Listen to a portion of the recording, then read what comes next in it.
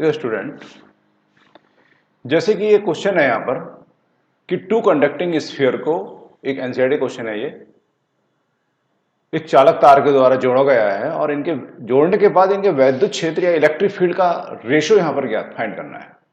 Ratio of electric field on each, electric field मतलब वैद्युत क्षेत्र का रेशो हमें फाइंड करना है।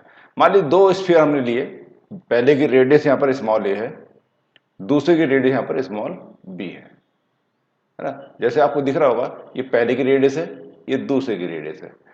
अगर हम यहाँ पहले वाले की धारिता निकालना चाहेंगे तो C1 होगा 4 पाई एप्सिलॉन नॉट A। ये जो दिख रहा है यहाँ पर ये जो पहले वाले की धारिता है, फर्स्ट जो यहाँ पर अपना है, हमारा वाला है ये।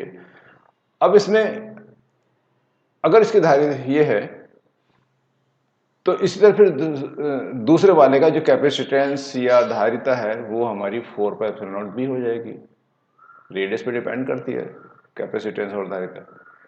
चार्ज हमको चाहिए Q1, क्योंकि देखो जब भी दो चालक को कंडक्ट करते हैं तो उनमें चार्ज का फ्लो तब तक होता है जब तक कि दोनों का पोटेंशियल सेम ना हो जाए। तो यहाँ पर जो कि कनेक्ट करा और कनेक्ट करने के बाद पोटेंशियल सेम हो जाएगा, तो इसलिए पोटेंशियल हमने कॉमन पोटेंशियल V मान लिया है। तो ये जो V दोनों में यहाँ पर सेम रखा जाएगा, तो C1V1 और C1V और C2V, तो ये 4 पाई एप्सिलॉन नॉट A हुआ, ये 4 पाई एप्सिलॉन नॉट यहाँ पर इसमें B अपने पुट करेंगे तो ये मिल जाएगा। और Q1 Q2 का रेशो चाहिए यहाँ पर, C1V और C2 V से V कैंसिल, और Q1 Q2 का वैल्यू पुट करो, ये अपन B आ जाएगा। ठीक है ना।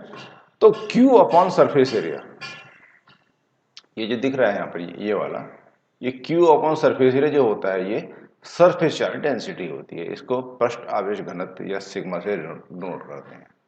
तो पहले वाले की जो surface charge density Q upon area, surface area sphere का जो एरिया होता है, गोले का एरिया होता है 4 पाई r² होता है। तो रेडियस स्मॉल है तो यहाँ पर स्मॉल ए रखिए, यहाँ रेडियस स्मॉल भी तो स्मॉल भी रखिए। तो उससे आपको फिर दोनों को यहाँ पर डिवाइड करना है। दोनों को डिवाइड करने के बाद आपको फिर ये कंडीशन इसमें देखेगी।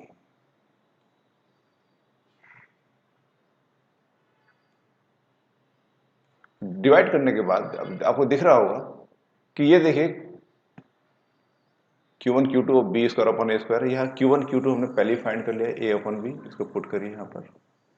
तो यहाँ पर हमारा एक तरह से ये सिग्मा 1 अपॉन सिग्मा 2 का रेशो B अपॉन A मिलता है। मतलब ये है कि ये जो हमारा सिग्मा 1 अपॉन सिग्मा 2 जो मिला हमारा, वो B अपॉन A मिला है। अब हमको पता है यहाँ पर इलेक्ट्रिक फील्ड सिग्मा के डायरेक्टली प्रोपोर्शनल होता है, तो आप इसको पुट कर दीजिए B अपॉन A। ठीक है ना। तो इस तरह से इलेक्ट्रिक फील्ड का हमको रेशो से मिल जाएगा, यानी इलेक्ट्रिक फील्ड रेडियस के इनवर्सली प्रोपोर्शनल है, विद कोणोनुपाती है।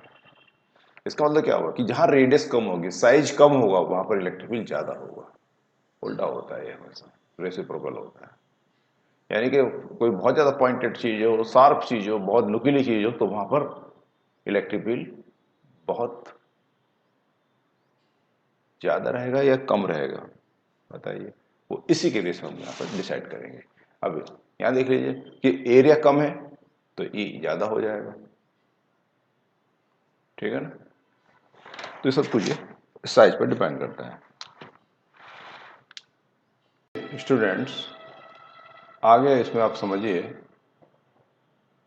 ये होता क्या है। देखिए संधारित्र क्या है, कैपेसिटर या संधारित्र क्या होता है।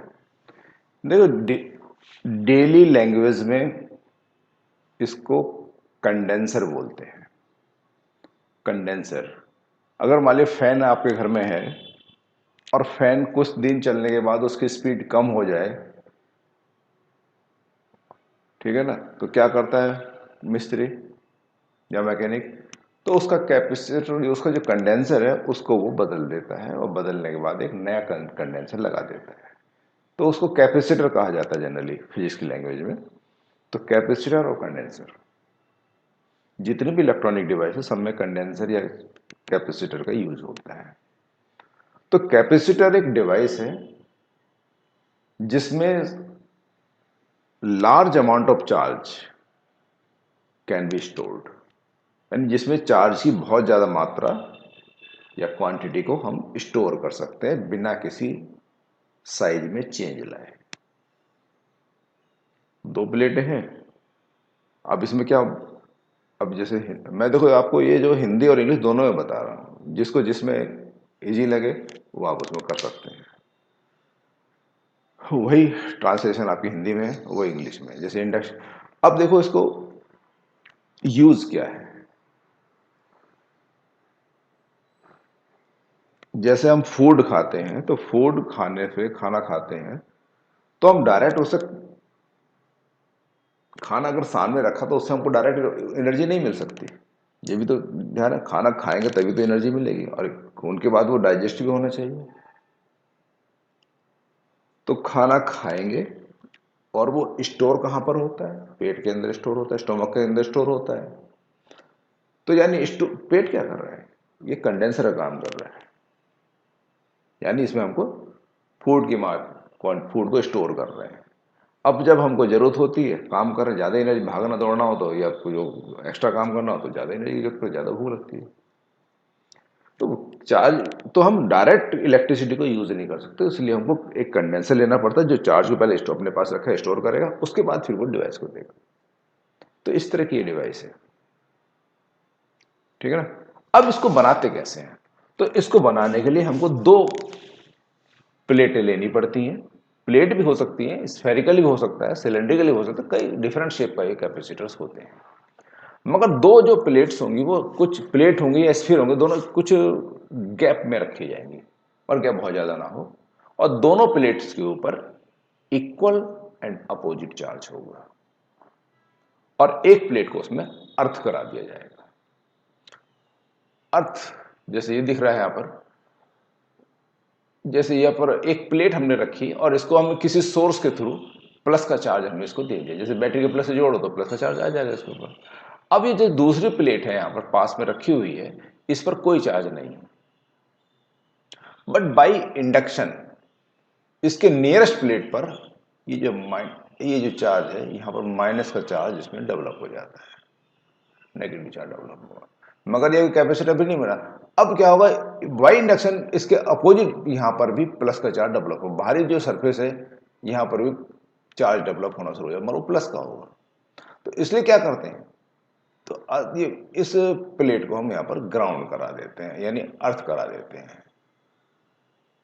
तो इस तरह का जो अरेंजमेंट होता है उसको हम कैपेसिटर बोलते हैं। यानी दो प्लेट से इक्वल और अपोजिट चार्ज है, और एक प्लेट का जो आउटर एंड है वो अर्थ के साथ अटैच कर दिया है, यानी ग्राउंडेड कर दिया है।